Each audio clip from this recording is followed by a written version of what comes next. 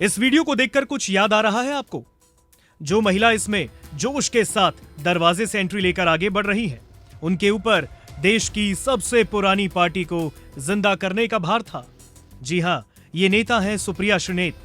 आज की अनसुनी कहानी में बात होगी कांग्रेस की फायर ब्रांड नेता और प्रवक्ता सुप्रिया श्रीनेत की।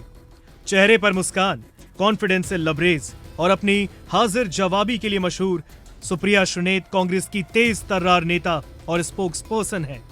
ये वीडियो बहुत पुरानी नहीं है, लेकिन कह सकते हैं कि देश की एक पुरानी पार्टी की नई जीत का फलसफा है, जिसमें सुप्रिया ने भी एक इंपॉर्टेंट रोल प्ले किया है। कांग्रेस में आने से पहले सुप्रिया एक जर्नलिस्ट रह चुकी हैं।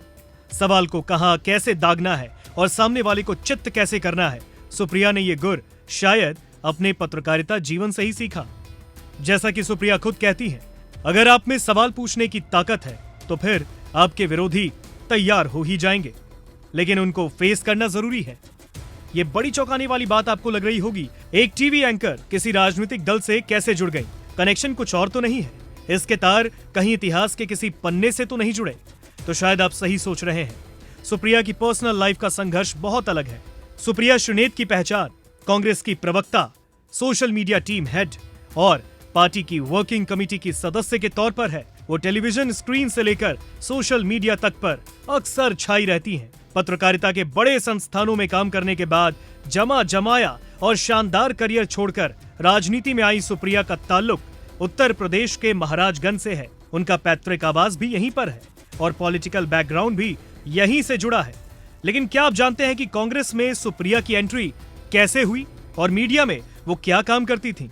तो चलिए एक एक करके सुप्रिया की जिंदगी से जुड़ी अनछुई और अनसुनी कहानियों पर नजर डालते हैं। साल 1977, जगह उत्तर प्रदेश का महाराजगंज। 27 अक्टूबर को एक लड़की का जन्म पिता हर्षवर्धन सिंह के घर पर हुआ। घर पर सब उसे प्यार से सुप्पा सुप्पा बुलाया करते थे, लेकिन बाबा अपनी बिटिया को बिल्ली कहते थे। सुप्रिया बताती हैं कि वो अपने पिता के बेहद करीब रहीं। ये तस्वीरें इसकी गवाही देता है। मेरी माँ मुझे प्यार से सुप्पा बुलाती थी और बाबा बिल्ली। वो क्या है कि जब मैं छोटी थी तो बाबा को अपने इशारों पर खूब नचाती थी। मैं अपने बाबा की फेवरेट बच्ची थी। घरवाले कहते थे कि देखो ये कैसे उनको अपने इशारों पर नचाती है। जब मैं छोटी थी तो देखती थी बाबा डायरी लिखते थे। वो इसीलिए क्योंकि जब भी वो किसी को घर में पैसे देते थे तो डायरी में नाम लिखकर पैसे लिख देते थे। तो डायरी लिखने की आदत मैंने उनसे ही सीखी। हमने आपको बताया था कि महाराजगंज से ही सुप्रिया का पॉलिटिकल बैकग्राउंड भी जुड़ा है। पहले आप ये बयान सुनिए, फिर आपको हम उनके इस पहलू से भी रूबरू करवाएंगे। सुप्रिया का ये बयान जो अभी आप सुनने वाले हैं, ये बयान उन्होंने हालिया चुनाव में ही दिया था। यहाँ की बेटी हूँ तो आप सबसे कुछ सवाल पूछूंगी और हक से आपका वोट मांगूंगी। ये चुनाव आम चुनाव नहीं है। ये चुनाव हर साल होने वाला वो चुनाव नहीं है, हर 5 साल पर जहां पर आप जाते हैं और वोट देकर चले आते हैं। ये चुनाव तय करेगा कि ये देश आपका रहेगा या नहीं रहेगा। आखिर उन्होंने ऐसा क्यों कहा? मैं यहाँ की बेटी हूँ, इसलिए हक से आपका वोट मांगने आई हूँ। इसके पीछे की सबसे बड़ी वजह उनके पिता स्वर्गीय हर्षवर्धन सिंह है। जी हाँ, दरअसल सुप्रिया का जुड़ाव इधर बीच कांग्रेस से नहीं हुआ। बचपन से ही सुप्रिया ने कांग्रेस को करीब से देखा और समझा, और वो इसलिए क्योंकि उनके पिता महाराजगंज से कांग्रेस के 2 बार के सांसद रह चुके हैं।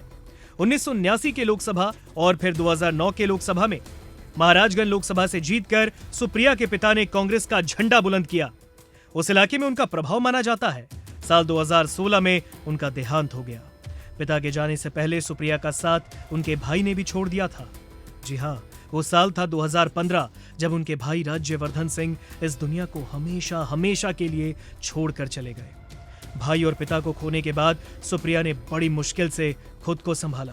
दुखों का पहाड़ उन पर 1 साल के अंदर 2 बार टूटा, पर शायद उन्होंने मन में ठान लिया कि वो अपने पिता की तरह कांग्रेस में शामिल होकर अपने पिता की विचारधारा को आगे बढ़ाएंगी। स्कूली पढ़ाई लखनऊ के लॉरेटो कॉन्वेंट स्कूल से करने के बाद लखनऊ यूनिवर्सिटी से ही उन्होंने ग्रेजुएशन कंप्लीट किया। फिर उन्होंने उत्तर प्रदेश की राजधानी छोड़कर देश की राजधानी जाने का मन बनाया और यहीं से शुरू हुआ सुप्रिया श्रीनेत के असली स्ट्रगल का सफर। दिल्ली आकर उन्होंने डीयू के लेडी श्रीराम कॉलेज से मास्टर्स किया। अब पढ़ाई पूरी हो चुकी थी। अब सामने खड़ा था एक सवाल जिसका जवाब ढूंढना इतना आसान नहीं होता।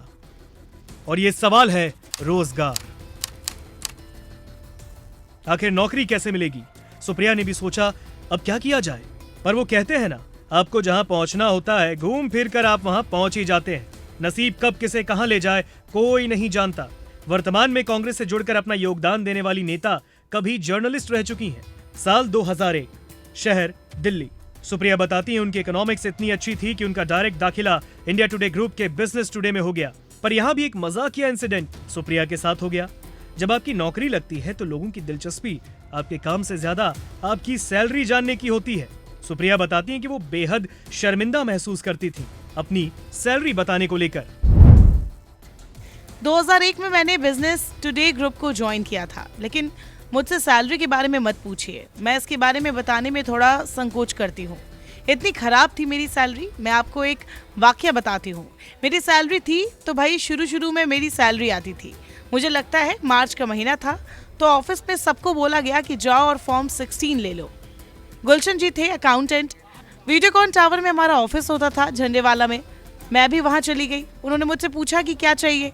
मैंने कहा सर, तो उन्होंने कहा अरे आप IT ब्रैकेट में नहीं आते, वापस जाओ। मैं वापस आई और कहा कि भाई ये हम कौन सी नौकरी कर रहे हैं कि हम IT ब्रैकेट में नहीं आते हैं। फिर मैं लड़ने पहुंच गई बॉस के पास, तो फिर मुझे डबल प्रमोशन मिला। मैं बहुत मेहनत करती थी तो मुझे फिर प्रमोशन मिला। मुझे याद है मैं अपनी पहली सैलरी से अपनी माँ के लिए साड़ी खरीद कर ले गई थी।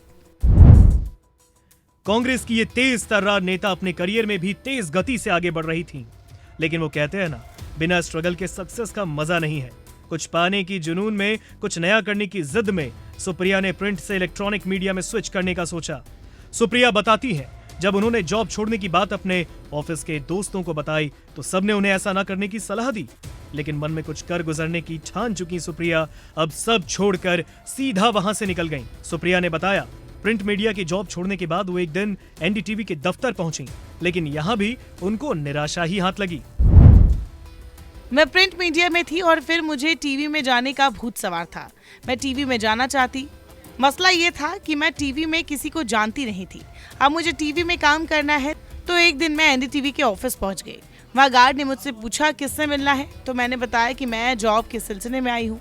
तो उसने मुझसे मेरा CV मांगा। मैंने मना कर दिया। मैंने कहा मैं मिल के CV दूंगी, तो उसने मुझे मना कर दिया। फिर मैं वहाँ शाम तक इंतजार करती रही कि ऑफिस से निकले तो मैं उन्हें अपना CV दूं, लेकिन ये एक बचपना था। हालांकि बाद में उनके तकदीर का सिक्का भी चमका और फिर उन्हें पता चला कि NDTV एक बिजनेस चैनल लाने वाला है। नए चेहरों की तलाश थी। बस फिर क्या था, ये जानकारी सुप्रिया को लगी और फिर वो अपने कुछ कर गुजरने के अरमानों को लेकर वहां इंटरव्यू देने पहुंच गई। किस्मत से उनका दाखिला हो गया। उसके बाद सुप्रिया ने वहां रिपोर्टिंग से अपने इलेक्ट्रॉनिक मीडिया के करियर की शुरुआत की। फिर आया साल 2004। सुप्रिया NDTV में सहायक संपादक के तौर पर शामिल हुई। 2008 में वो ET नाउ में मुख्य संपादक के तौर पर शामिल हुई। उसी साल उन्हें ET नाउ के लिए नीति संपादक और कार्यकारी संपादक नियुक्त किया गया। एक टीवी न्यूज एंकर का रोल उनके लिए कितना चैलेंज भरा रहा, उनका एक्सपीरियंस कैसा था, खुद उनकी जुबानी सुनते हैं। देखिए, अगर आपको सवाल पूछना अच्छा लगता है तो आप एक जर्नलिज्म एंजॉय करेंगे। I really used to like questions. मैं रिसर्च करती थी, फिर मुझे लगता था इसका जवाब तो यही लोग देंगे, तो इनसे पूछना पड़ेगा। तो चाहे वो विपक्ष हो, चाहे वो सत्ता पक्ष हो, चाहे वो CEOs हो। I mean I have interviewed the top CEOs in the world, but सवाल पूछना अच्छा लगता था। ओके, अब बताइए टीवी स्टूडियो से कहां आप सीधे वो धूल फांकने जमीन पर उतर गए? 2019 में उन्होंने लोकसभा चुनाव लड़ने के लिए ET नाउ में कार्यकारी संपादक के रूप में अपना रेजिग्नेशन दे दिया। उन्होंने महाराजगंज निर्वाचन क्षेत्र से कांग्रेस के कैंडिडेट के रूप में चुनाव लड़ा और भाजपा के पंकज चौधरी से हार गईं। लेकिन जब उनसे यह सवाल पूछा गया कि उन्होंने चुनाव तो लड़ा लेकिन हार गईं, क्या इस बात का पछतावा उन्हें अब भी होता है? क्योंकि सोशल मीडिया पर इस बात की हवा उड़ी कि सुप्रिया श्रीनेत भी वंशवाद के चलते टिकट पा गईं, क्योंकि उनके पिता खुद कांग्रेस से 2 बार के सांसद रह चुके हैं। तो इसे उन्होंने बेवकूफ पना करार दिया। फिर जब टिकट मिला तो आई वाज वेरी कन्विंस्ड कि लड़ना तो है। और अच्छा, तो इसमें भी डबल माइंड में थी आप? पहले लगा कि नहीं लड़ना है। नहीं, मतलब डबल माइंड में नहीं थी, बट जब जॉब कर रही थी तो मुझे लगता था कि मैं अच्छी खासी जॉब कर रही हूँ। एक फाइनेंशियल स्टेबिलिटी है, पे पैकेज बहुत अच्छा था। मेरे पिता सांसद थे तो मुझे टिकट मिल गया, तो वो थोड़ी इंश्योर करता है कि मैं संसद पहुंच गई। मैं तो हार गई ना। मैं जमीन पर लड़ूंगी, जमीन के काम करूंगी। अगर लोगों का विश्वास होगा तो मुझे जिताएंगे, नहीं तो टिकट मिलने से क्या होता है। एक पत्रकार के लिए राजनीति में एंट्री करना कितना सही है? सुप्रिया श्रीनेत भी एक पत्रकार रह चुकी हैं और 1-2 साल नहीं, 18 साल उन्होंने जर्नलिज्म के फील्ड में काम किया। तो क्या पत्रकारों को आने वाले वक्त में पॉलिटिक्स ज्वाइन करना चाहिए? इसके सवाल के जवाब में सुनिए सुप्रिया क्या बयान देती हैं। I think politics is an ideology. आप अगर अपना काम एज अ जर्नलिस्ट ईमानदारी से कर रहे हैं तो उसके बाद आप क्या करते हैं तो मुझे कोई फर्क नहीं पड़ता। जैसे बाकी अगर आप सिर्फ एजेंडा चला रहे हैं, आप एक चरण वंदन और चरण चुंबक बने हुए हैं ऑन एयर, और उसके बाद आपको कोई पार्टी टिकट दे देती है तो वो तो सबके सामने है ना बात। आपको हम बैन करें और आपकी जो आपकी उसको क्या बोलते हैं, जो वकालत है, वो आपके चैनल, आपके एडिटर, आपके मालिक नहीं, बीजेपी के लोग करने लगे तो फिर आप पर कहीं संदेह होता है। अक्सर टीवी डिबेट्स में उनका आक्रामक रूप सामने दिखी जाता है। विरोधियों पर वो कुछ इस कदर बरसती हैं मानो उन्हें सेकंड भर भी अपने आगे टिकने न देंगी। जब उनसे न्यूज 24 के इंटरव्यू में एंकर मानक गुप्ता ने सवाल पूछा कि आपको नहीं लगता आप टीवी पर लड़ती हैं, आपकी छवि ऐसी बनाई गई है और इसके पीछे की वजह क्या है, तो इसका जवाब आप उनसे खुद ही सुन लीजिए। आपको लगता है कि आपकी बहुत लड़ाई होती है? नहीं, बिल्कुल नहीं। देखिए, हर वो व्यक्ति जो अपनी बात मजबूती से रखेगा, वो टारगेट भी होगा, उसकी लड़ाई भी ज्यादा होगी। मैं ही करके चली जाऊं तो मुझसे किसकी लड़ाई होगी? मेरे नेता को आप 4 बात बोलिए और मैं मुस्कुरा के फिसफिसा के चली जाऊं। आप मेरे नेता को 4 बात बोलेगा, मैं 40 सुनाऊंगी आपको। आप एक बात भी मत बोलिए तो मैं भी सम्मान से शो करूंगी, आप भी सम्मान से शो। तो इससे आपको फर्क पड़ता है? जैसे कभी स्ट्रेस लेवल बढ़ जाता है जब ट्रोलिंग होती है या नॉट एट ऑल। अपना डेब्यू लोकसभा चुनाव हारने के बाद भी सुप्रिया का कॉन्फिडेंस नहीं डगमगाया और वो पार्टी में लगकर डटकर अपनी जिम्मेदारियों का पालन करती रही। यही वजह है कि बेहद कम वक्त में वो गांधी परिवार के बेहद करीब आ गई। फिर चाहे वो सोनिया गांधी हो, प्रियंका गांधी हो या फिर राहुल गांधी, तीनों नेताओं के साथ उनकी बॉन्डिंग जबरदस्त है और वक्त वक्त पर उनकी तस्वीरें भी हमारे सामने आ जाती हैं। सोनिया राहुल प्रियंका के साथ उनकी बॉन्डिंग कैसी है वो भी उनसे खुद ही सुनते हैं। Rahul Gandhi, my boss, my leader, my inspiration. Very good. Priyanka Gandhi, she is all hearts, somebody I deeply love, my leader. I really love her. मैं काम लोगों के लिए कहती हूँ। ओके। राहुल गांधी से भी ज्यादा? अब मत फंसाओ मुझे। नहीं, फंसने की कोई बात ही नहीं। Sonia Gandhi, Oh my God, she is grace and dignity personified. I wish every woman in this country has some essence of her dignity and grace. What a woman. Congress की ये आक्रामक महिला नेता पॉलिटिकल लाइफ में जितनी एग्रेसिव है, निजी जीवन में उतनी ही रोमांटिक। प्यार में गिरफ्तार होकर सुप्रिया ने भी अपना दिल अपनी मोहब्बत के नाम कर दिया। सीधे तौर पर कहें तो सुप्रिया ने लव मैरिज किया है। उनके पति का नाम क्या है, वो करते क्या है, क्या वो भी राजनीति से जुड़े हैं? तो आपके सवाल का जवाब ना है। सुप्रिया के पति का नाम धीरेन्द्र सिंह है। पेशे से वो फाइनेंस इंश्योरेंस कंपनी में कार्यरत है। उनके 2 बच्चे हैं, जिनमें एक बेटी और एक बेटा है। साल 2005 में दोनों शादी के पवित्र बंधन में बंधे। लेकिन क्या ये लव स्टोरी पूरी होनी इतनी आसान थी क्या? सुप्रिया अपने लव लाइफ के बारे में बताती है। मैं और धीरेन्द्र बहुत पहले से एक दूसरे को जानते हैं। वो मेरे भाई के दोस्त हैं और माँ के भी पसंदीदा इंसान हैं। हालांकि वो नहीं चाहते मैं ज़्यादा उनके बारे में बात करूं। वो अपनी लाइफ बड़ी सादगी से जीते हैं। मैंने उनको जब देखा था तो वो मुझे अच्छे लगे थे। फिर क्या था, हम लोग अक्सर मिला करते, एक दूसरे के साथ बाहर घूमने जाया करते। फिर मैंने एक दिन उन्हें प्रपोज भी कर दिया। फिर हमने शादी कर ली। राहुल के साथ भारत जोड़ो यात्रा में कदम से कदम मिलाकर ही सुप्रिया ने सत्ता पक्ष पर खूब वार किया। कांग्रेस पर वंशवाद का आरोप बीजेपी समय समय पर लगाती रही, लेकिन इसका पलटवार भी सुप्रिया बड़ी बखूबी देती हैं। सुप्रिया अपने आप को वंशवाद का नेता नहीं मानती। उनका मानना है कि नेता जब तक जमीन पर जाकर काम ना करे वो नेता नहीं बन सकता। लोकसभा चुनाव हो या फिर विधानसभा चुनाव, कांग्रेस की विचारधारा को घर घर में जाकर जनता के मन में फिट करने के लिए सुप्रिया ने अपनी पूरी ताकत झोंकी। शायद यही वजह है कि जब लोकसभा के चुनावी नतीजे घोषित हुए तो इस वीडियो में उनकी आंखों से खुशी के वो आंसू देखे गए। उन्होंने कहा कि ये लड़ाई अभी बाकी है, इसे और मजबूती से लड़ना है। कांग्रेस के इस एक्टिव नेता ने बेहद कम वक्त में अपनी अलग जगह पार्टी में बनाई है। खुद कांग्रेस के लोग भी उनके हाजिर जवाबी के मुरीद हैं। शायद ये भी एक बड़ी वजह है गांधी परिवार उन पर दिल से भरोसा करता है। फिर मंच चाहे टीवी डिबेट्स का हो या सोशल मीडिया का, सुप्रिया डटकर अपने विरोधियों का मुकाबला करती देखी जाती हैं।